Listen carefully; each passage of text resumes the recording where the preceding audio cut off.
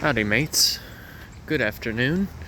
How are we all doing? It is Wednesday, January 25th, 2023. I'm actually visiting a site that I haven't been to in a very long time. We're at the Venice Audubon Society Rookery. So as you can see, just beyond me, we see a little rookery that's in the middle of this former stormwater retention pond. So a rookery refers to basically an island where wading birds can go to roost, whether it be feeding or even breeding too. So some different types of wading birds can include the Great Blue Heron, which you can see the one preening its feathers right now. And then with the ones with the white plumage, you're mostly looking at great egret. And then some of the others that you're seeing spreading their wings are the Anhingas. So, those are just a couple of examples that you can see. So, essentially, this is an entirely protected area where members of the Audubon Society can lead tours as an opportunity to educate those who are not as familiar with wildlife that is around here. And for another, this provides a great rest stop for our native wading birds. Now, I'm sure some of you have had the question of what exactly does it mean to be a wading bird? Well, it doesn't necessarily mean that they're busting tables at a restaurant. Rather, wading refers to the fact that those types of birds, you'll only see them near water. They won't really be around dry land that much. So they commonly wade through the water, hence the term.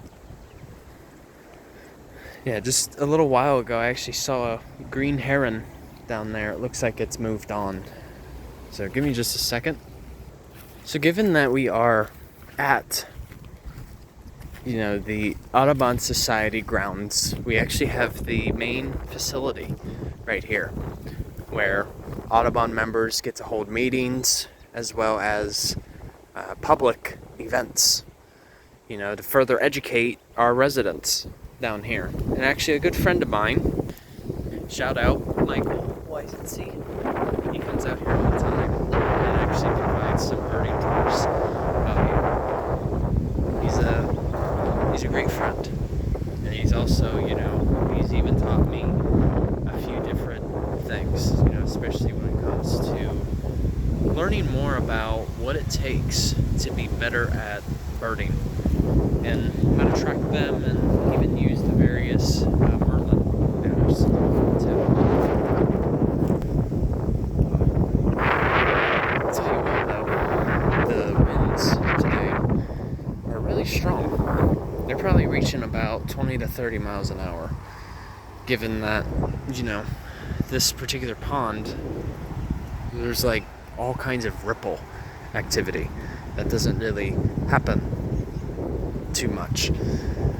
But one of the last things I wanted to point out too was, as you can see right here, we actually see a little bit of a butterfly garden with some incorporation of new slash pine trees, and you can see a pile of mulch there that could be pine bark sap, or it could even be from Melaleuca. I mean, those examples of mulch are excellent to use because they can retain moisture. They don't get dried out as quickly or as easily either. And for another, I wanted to show you guys this. See these structures just past me? Well, Can any of you think of what birds those are for? Well, for those of you who aren't sure, these are specifically built for purple martins, which, by the way, are the largest known types of swallows that are found down here in Florida. In point in fact, they're known to be a migratory bird. So typically in the winters when they make their way down here, and they've been even known to breed all the way down in South America. So they can migrate quite a ways. And then of course, as it gets into the later part of the year, that's when they'll come back up north. So I believe right now, I'm not 100% certain if they are being occupied at the moment. Probably not. But then again, I don't really come here too often. But the reason why these are built specifically for purple martins is the fact that they are very social birds. They like to be in groups. And if you are to see a male and a female, they are indeed sexually dimorphic. The males tend to have more of that purplish black plumage, whereas a female is typically a bit more brownish gray. That's commonly associated with most male and female counterparts. But just to see these, it's so cool. And by the way, just wanted to send another shout out to an old friend that I know from back up in Ohio. One of the first naturalists who really influenced my love for nature, Mandy Martin.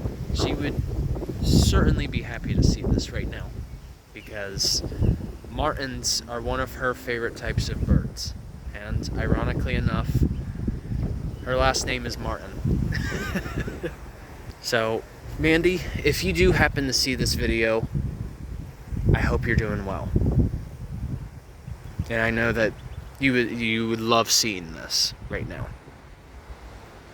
But yes, for those of you who ever visit the Venice area, the Venice Audubon Society does have a Facebook page. I'll provide a link to their page. And speaking directly to the Audubon members, I'd love to network with you guys if that is possible.